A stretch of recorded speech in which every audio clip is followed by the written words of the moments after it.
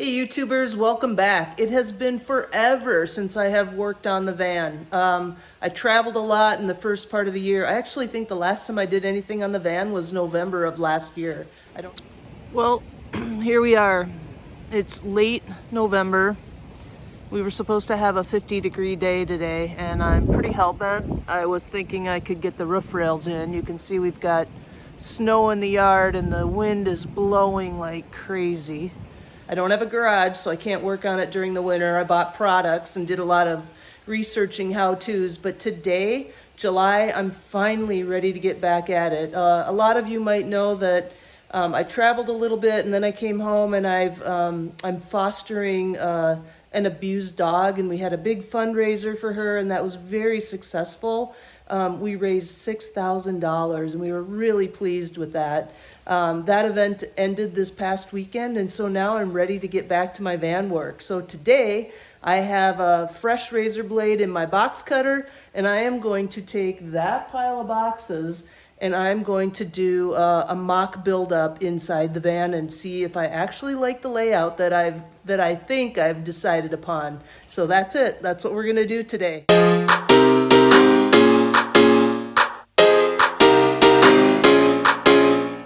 Okay, the first thing that I'm doing is I'm just laying out all the boxes that I've been saving all winter, so I can see the different sizes and shapes. And then basically what I'm gonna do is I've got a top-down view, a driver's side cutout, and a passenger side cutout, and they've got all my measurements on them. I'm gonna start probably with the top-down view and just start scoping out the benches and some of those things. And I can see now all the different boxes that I have, so I'll be able to see, you know, what is going to be a best fit when I'm trying to do my cardboard cutout. So that's the next step.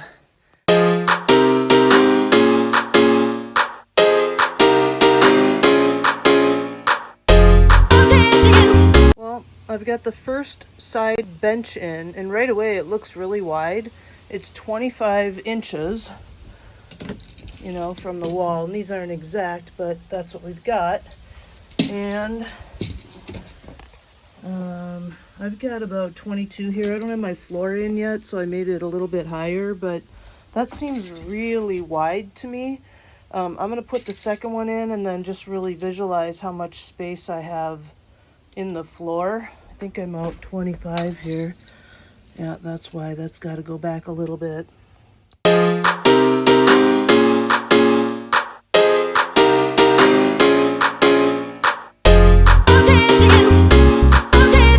Okay, I got two benches in. When I put the first one in, it freaked me out a little bit. It seemed like it was really narrow in between here, but I've got a width of 25 on both of these and a height of 20. And it actually seems just fine.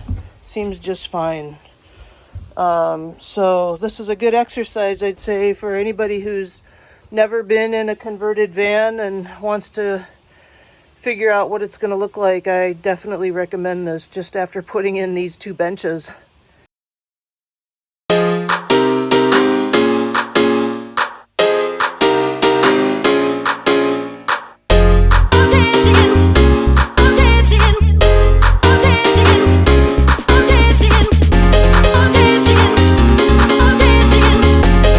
Well, let's take a look before everything falls down. So the transit seat I wanted for my grandkids, and I was going to have a lagoon table here, have some overhead storage. This is cupboards.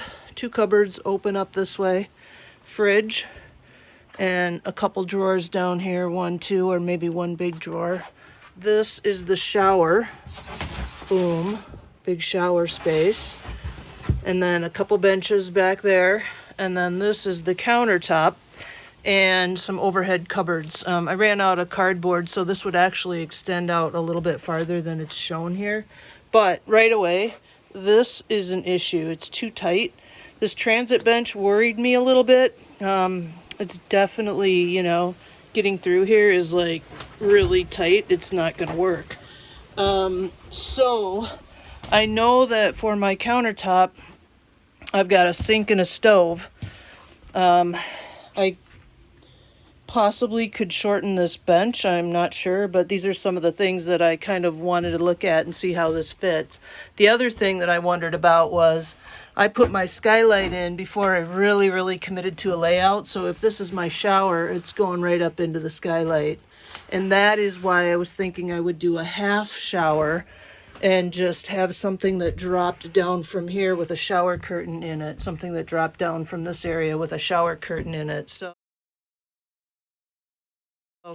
this was a good exercise. The other thing I learned is duct tape doesn't stick to cardboard for a day. So you got to do all of this pretty quick before your duct tape falls off. So the other thing that I will have up here is a lift bed that would drop down. So this is good. I'm going to have to think about this a little bit and look at it. This is definitely an issue here. We can't get through here. There is another seat that I'd like to get. It's called, it's sold by Suburban, and it actually is a fold-up seat. That would be so nice, because also now I'm going to have a dog in here, and it would be nice if Maple could lay, in here with me when I'm driving. This thing also weighs a ton. It's really nice, and it's got the 3-point seat belts, but I'm not 100% sold on it. So, and underneath, there would be storage under here as well. I don't show that. And then underneath those benches, I'll have my water tank and all my batteries, my electrical, and probably a little bit of storage on top of all that. So that's it. I'm going to ponder it. I've done the exercise, and now I can kind of think about some of these things and get rid of the cardboard that's been in my box for half a year. Yeah, from this side it looks pretty good. The other thing that I'm going to test out was I wanted to make sure I could see out my rearview mirror if I went full here. So I've got a few things. I'm going to go sit up there and close the doors and look out and ponder a few things. If I don't do this design, the other thing that I would do, which people do, is just a fixed bed across here. So this was a great exercise. I'm really glad I did it, and it helps me really visualize. I do like the full style shower, and I could move that forward and then have the fridge farther back. So there's things that I can think about. I've definitely got options here, and like I said, this was a really good exercise. I'm glad I did it. One thing, it's really nice to have all my garage space back. Yay.